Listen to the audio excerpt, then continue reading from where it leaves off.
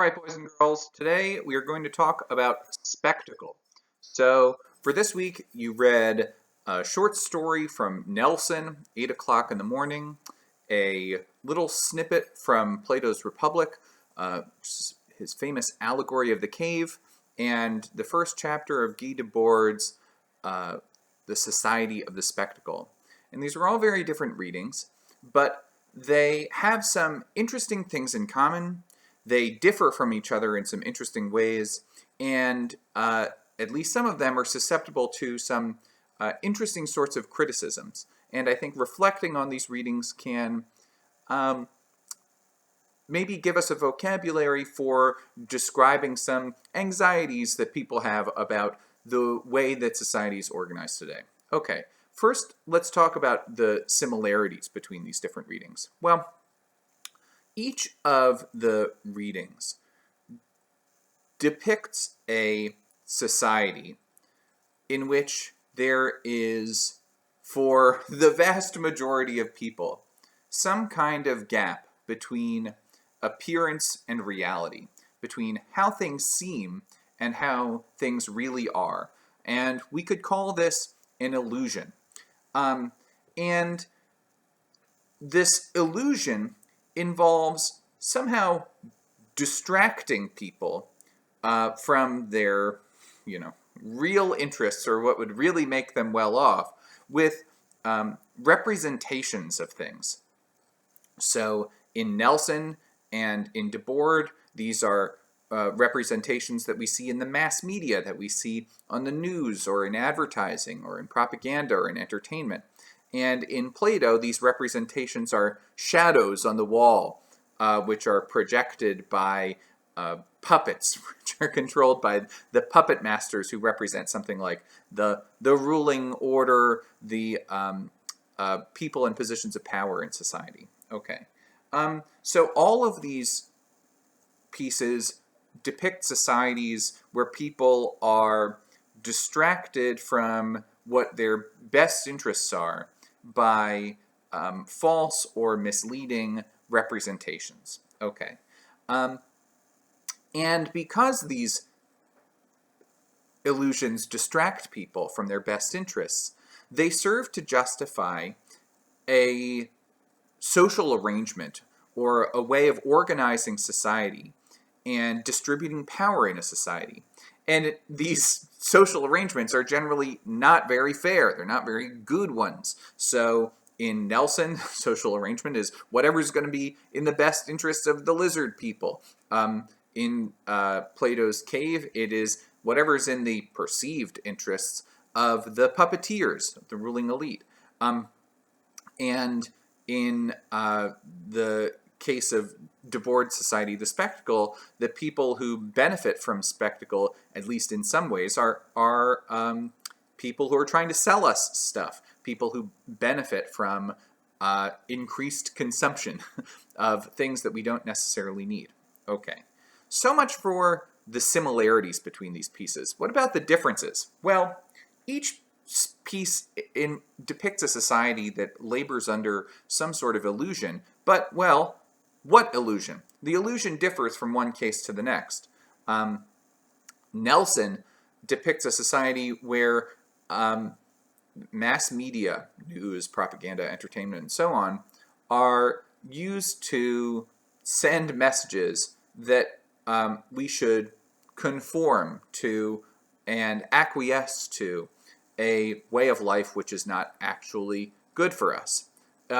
In Plato, the illusion is just that these shadows on the wall, these representations of things that we see, are all there is, that is the whole world, that the whole world is contained in this little box of our visual field. Okay.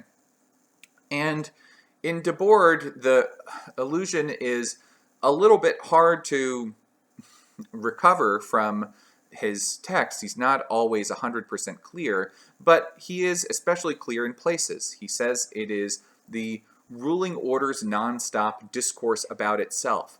It is the spectacle, this way of relating to each other that through the images that make up mass media are a sort of discourse that takes place independently of, that floats free from the realities that we live with in a daily way. So it might be celebrity gossip. It might be the palace intrigue. The details of the backstabbing personal lives of politicians or whatever. But one way or another, it's a discourse it's a sort of conversation which unfolds independently of, my life or your life. Okay, so the content of the illusion differs between these different pieces.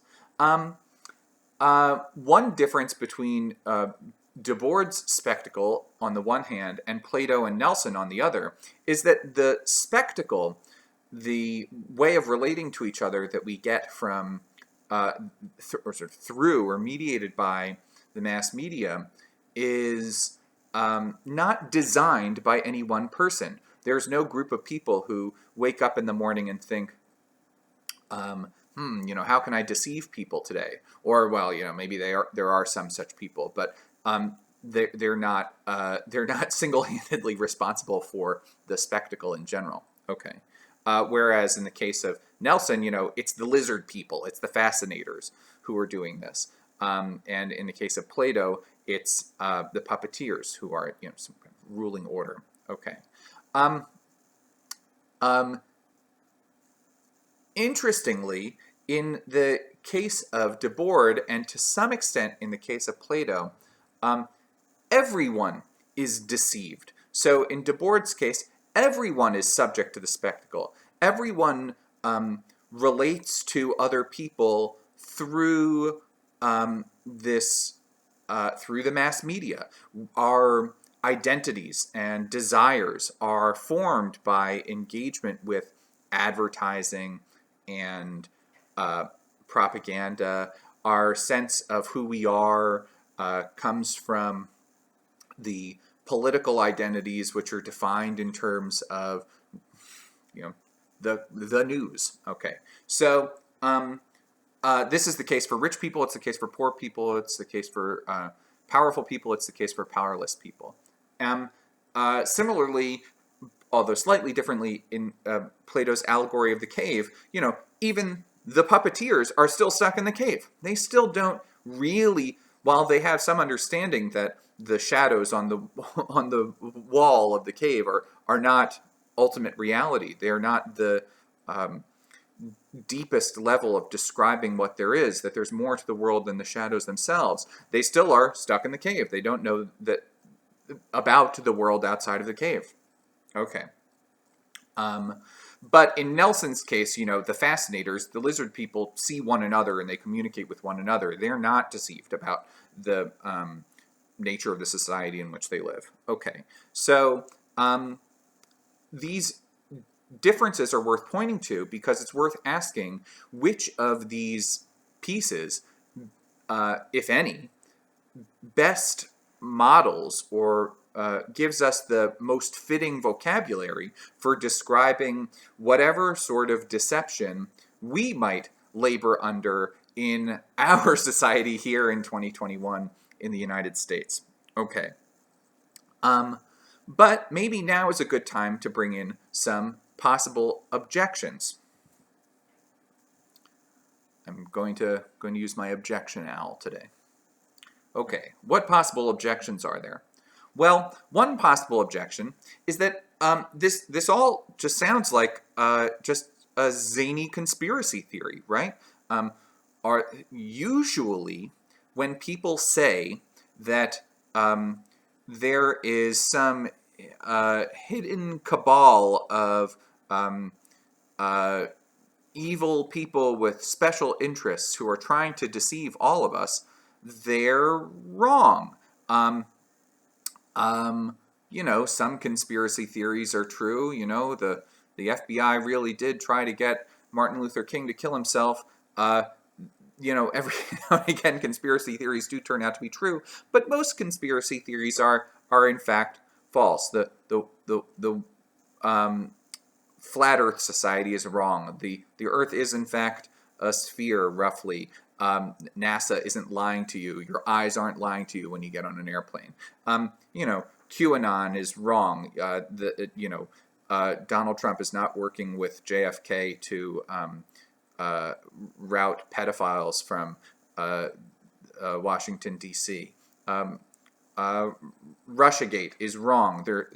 Donald Trump is not, as some liberals believe, a plant of the Russian government. The Russian government don't control all of the United States media or right-wing media. This is a paranoid fantasy. Okay, so to the extent that Plato and Debord and Nelson sound like they're saying the same sort of thing, they, so the objection goes, are also probably wrong. So most conspiracy theories are wrong. Plato, Nelson, and Debord are offering us conspiracy theories, so Plato, Nelson, and Debord are wrong. That's objection number one. Objection number two has to do with Nelson and Plato in particular. How do the heroes of their stories escape from the illusion that they live under? Well, George, somewhat by accident, wakes up one day and sees the fascinators for who they are. And through his own sort of strength of vision and gumption, he exposes everyone else in the world to the light. He wakes everyone else up. Similarly with the philosopher in Plato's Allegory of the Cave, who escapes from the cave. They have to do it through their own sort of painful struggle to see the light and to claw, one hand at a time outside of the cave. Okay. Okay, so you might think, yeah, sure, that's how the story goes. Nothing wrong with that. But I think it's worth pointing out that this is not, in general, how people learn new things. People depend on others for acquiring new knowledge and new insight in the same way that we depend on others for everything else in our lives, right? Knowledge acquisition, the acquisition of understanding, and the successful accomplishment of philosophy are things that we do with other people. So to the extent that Plato and Nelson are depicting the process of insight and discovery as a purely autonomous or individual act. It's something that you do entirely on your own without the assistance of other people. They are probably wrong, because most of what we learn from other people. And this goes for deep, special insights into the nature of reality, just as much as it goes for sort of prosaic facts about, what the weather's going to be tomorrow, or, who won the last election, or whatever it is. So this is objection number two, that Plato and Nelson seem to depict the process of overcoming the illusion that they describe as a purely individual one. It's pulling ourselves up by our bootstraps epistemically. That epistemically means having to do with knowledge. But we generally don't pull ourselves up by our bootstraps epistemically, the same way that we don't pull ourselves up by our bootstraps in most other ways in life. Okay. Are these objections right? Are Plato and Nelson and Debord right? I leave that to you to decide. On that note, good work. See you next time.